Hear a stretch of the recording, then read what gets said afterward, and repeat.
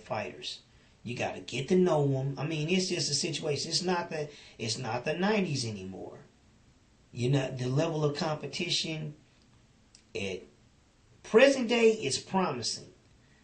But 2 years ago, 3 years ago, there wasn't nothing on the scene for real. So you can't knock people, you know, for sunset, because at the end of the day, if I can't identify with the players, it'd be like if we stopped watching football for 5 years and then you come in the league and all the guys that was the stuff when you was watching it aren't around anymore. It's just a few of them, or guys that were scrubs, or the hot quarterbacks now. And oh man, you'll be lost. It'll take you a minute. You got to really see who's who and what's what. It'll take you a season or two to get a feel on how the game is being played now. You understand what I'm saying? So it's the same thing with boxing. We just don't know the guys, so now we got to get to know them. And right now, if you look at it, you got 6 young heavyweights who all are on about the same skill level. And they at the point now where they got enough fights under their belt where they got to start facing each other. So now we're going to start having some competitive fights in the heavyweight division, meaningful fights. We're on the eve of one right now. Vermin Stavern against Deontay Wilder for the WBC Heavyweight Championship. And both of these guys are hitters. So somebody's going down. So a lot of questions going to be answered. We're going to see what state the heavyweight division is in tomorrow night, because we finally have an actually entertaining fight where something's on the line and something meaningful's on the line, and we get to really see a possible future star. And you got some other guys in the wings that could possibly upset them. But we're going to find that out real soon here, because these guys got to fight each other. So now if we're going to criticize boxing for being that way, well, the same thing is happening in MMA. Right now, all y'all got is John Jones and Anderson Silva's making a return. And everybody that saw his leg get snapped like that have doubts about whether or not this dude can come back and still be dominant. A lot of people think he should retire and quit. I'm interested in seeing how this play out, because I really honestly think that if he ain't had no problems in his rehabilitation coming back, I believe that he can win, and I believe that he can regain the championship, because it ain't gonna take long. Right now, it's a lack of fresh blood that is actually exciting in MMA. It's kind of like what's going on in boxing, but the boxing is coming out its slump. You know what I'm trying to say? Supposedly, I mean, this close, Floyd and Pacquiao finally gonna fight. That's the fight a lot of people want to see. You got some good middleweight prospects. You got some good welterweight prospects. You got some good lightweight prospects and good lightweight champions. And even the light heavyweight division is interesting. You got Adonis Stevenson holding it down there, you know.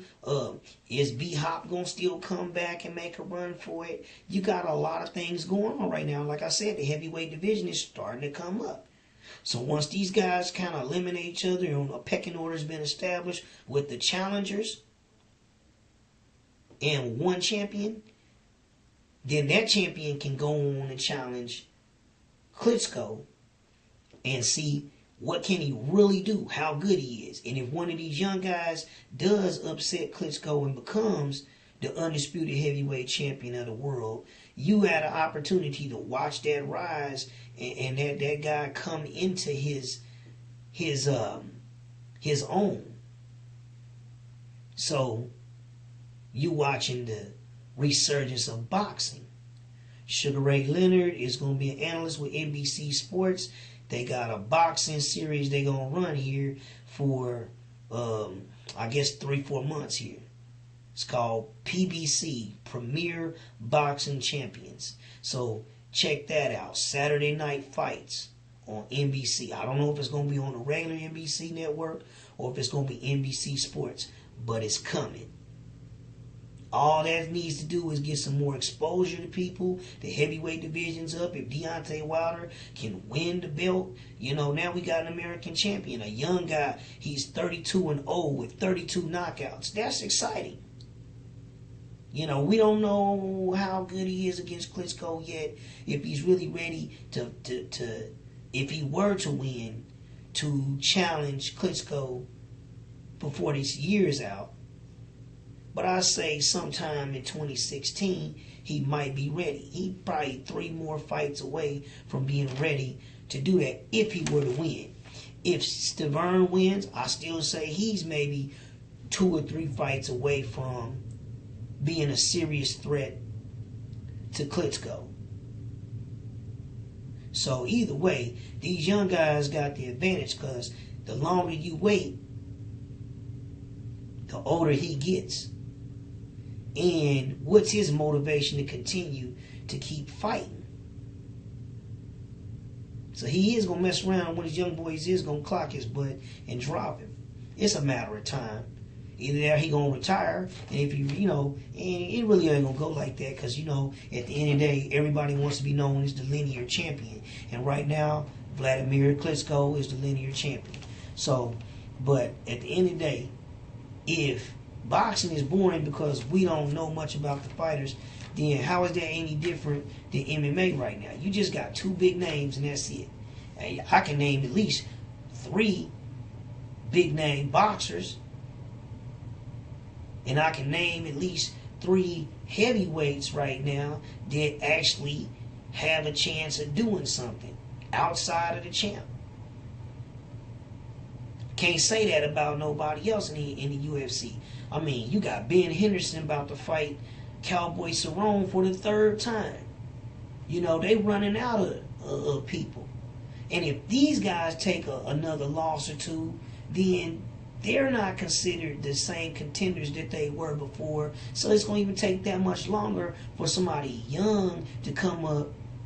Even if they win the fights, they haven't really established themselves with the fans. So how are you, if you can't connect with the fans, how you going to bring, or how you going to keep your sport at its top spot? Like I said, it's a new day and age. People fight a different way.